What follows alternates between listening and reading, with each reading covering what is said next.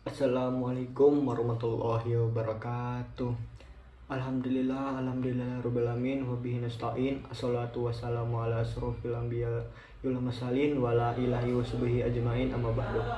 Pertama-tama marilah kita panjatkan puji serta syukur kita atas kehadirat Allah Subhanahu wa taala sehingga kita masih dapat diberikan kesehatan olehnya.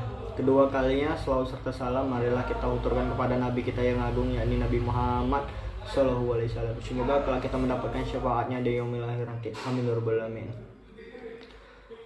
Saya Rindi Febrialanda dengan NPM 22210203332 dari kelas HTNI ingin mempresentasikan tugas saya yang berjudul Pembagian Harta Warisan dalam Islam dengan mata kuliah Fikih Waris, dosen Pak Erpin.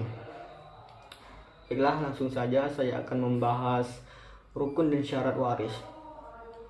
Rukun dan syarat waris itu ada 3. Yang pertama ada ahli waris, yang kedua ada yang diwarisi, yang ketiga ada hak yang diwarisi. Syarat waris itu ada 3. 1, nyata hidup ahli waris dan beragama Islam. Kedua, nyata meninggal pewaris. Yang ketiga, mengetahui hubungan segala waris. Hukum kewarisan yang masih dominan tetap eksis dan hidup di tengah-tengah masyarakat pada pelaksanaan pembagian waris masyarakat Indonesia adalah berdasarkan hukum Islam dan hukum adat. Hal ini terjadi karena masyarakat mayoritas beragama Islam dengan berbagai suku yang beragam. Yang tentunya pelaksanaan pembagian harta warisan pun akan beragam pula sesuai dengan sistem kekeluargaan yang mereka anut. Hukum kewarisan yang berlaku di Indonesia masih bersifat pluralistik, maksudnya masing-masing golongan masyarakat mempunyai hukum sendiri-sendiri. Setidaknya ada 3 jenis hukum kewarisan. Yang pertama ada hukum syariat Islam, yang kedua ada hukum kewarisan adat, dan yang ketiga berdasarkan hukum undang-undang hukum perdata. Dari ketiga jenis hukum kewarisan yang masih tetap eksis dan hidup di tengah-tengah masyarakat, yang paling dominan dalam pelaksanaan pembagian waris masyarakat Indonesia adalah berdasarkan hukum Islam dan hukum adat. Hal ini terjadi karena masyarakat Indonesia mayoritasnya penduduknya beragama Islam dan berbagai suku yang sangat beragam. Pembagian harta warisan berdasarkan faraid. Faraid merupakan ilmu tentang bagaimana cara membagi harta secara fikih dan hitungan. Hukum kewarisan berdasarkan hukum ini memiliki dasar yang kuat, yaitu ayat-ayat Al-Quran yang selain keduduknya kati al-wurud juga kati al-dalah. Meskipun pada dataran tanfis sering ketentuan baku Al-Quran tentang bagian-bagian kewarisan. Di dalam Islam disebutkan bahwa bagian anak laki-laki 2 bagian dari anak perempuan. Standar keadilan tentang ketentuan pembagian 2:1 seperti yang tertera dalam Al-Quran harus dikomparasikan dengan perspektif yang lain, di mana anak laki-laki berkewajiban membayar mahar, sementara perempuan tinggal menerima dan menikmatinya.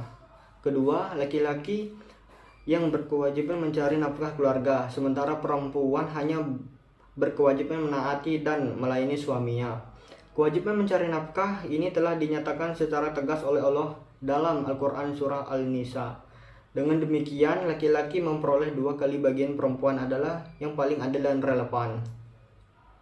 Memberikan laki-laki bagian warisan yang sama dengan atau malah separuh dari bagian perempuan justru menjadi tidak adil, sebab akan memberatkan laki-laki yang menanggung jawab ekonomi yang lebih besar daripada perempuan.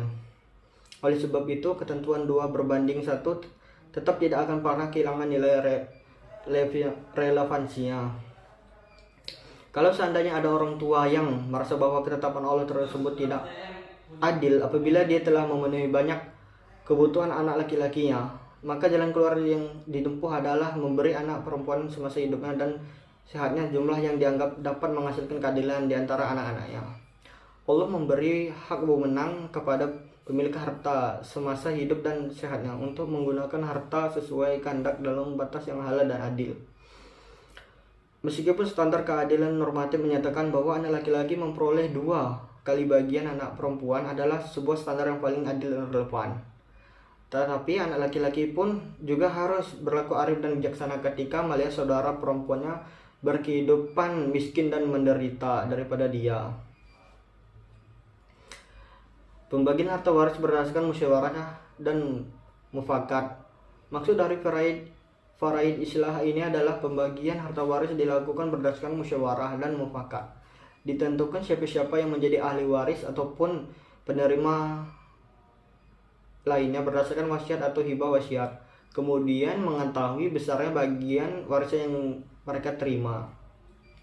Maka kemudian mereka menyatakan menerimanya. Dalam kerangka faraid islah inilah seorang ahli waris yang mendapat bagian seperti yang ditentukan dalam syariat Islam. Pembagian harta warisan dilakukan berdasarkan musyawarah dan mufakat islah ini tujuan untuk musyawarah dan damai dalam masalah-masalah umum, tetapi dapat juga dipergunakan dalam perkara warisan, yaitu berdamai dalam kerangka pembagian harta warisan. Adapun orang yang tidak berhak menerima warisan, yang pertama budak, yang kedua membunuh, ketiga perbedaan agama dan beda negara. Adapun juga beberapa alasan sehingga harta warisan tersebut belum dibagi, seperti 1. Calon pewaris bersifat berwasiat sebelum meninggal agar jangan sampai terjadi pertengkaran mengenai harta waris, di mana harta warisan tersebut dinikmati secara bersama-sama saja. Yang kedua, ahli waris mempunyai kesepakatan untuk tidak membagi sebagian atau seluruh harta warisan dengan tujuan agar harta tersebut dapat digunakan untuk melaksanakan upacara keagamaan yang terjadi sehubungan dengan meninggalnya pewaris, seperti upacara haulan setiap tahun. Yang ketiga, ahli waris bersepakat harta warisan tidak dibagi dalam rangka membiayai ahli waris yang belum mandiri atau ahli waris dianggap belum dewasa atau cakap mengurus sendiri bagian harta warisan yang merupakan haknya. Dan yang keempat, ahli waris sepakat untuk tidak membagi harta warisan karena menghormati salah satu ahli waris lainnya, yaitu ibunya atau bapaknya, sehingga jarang sekali ada tuntutan membagi harta warisan dari anak-anaknya walaupun anak-anak tersebut sudah dewasa. Sekian presentasi dari saya, kurang lebihnya saya mohon maaf, kepada Allah saya mohon ampun. Saya akhiri, wassalamualaikum warahmatullahi wabarakatuh.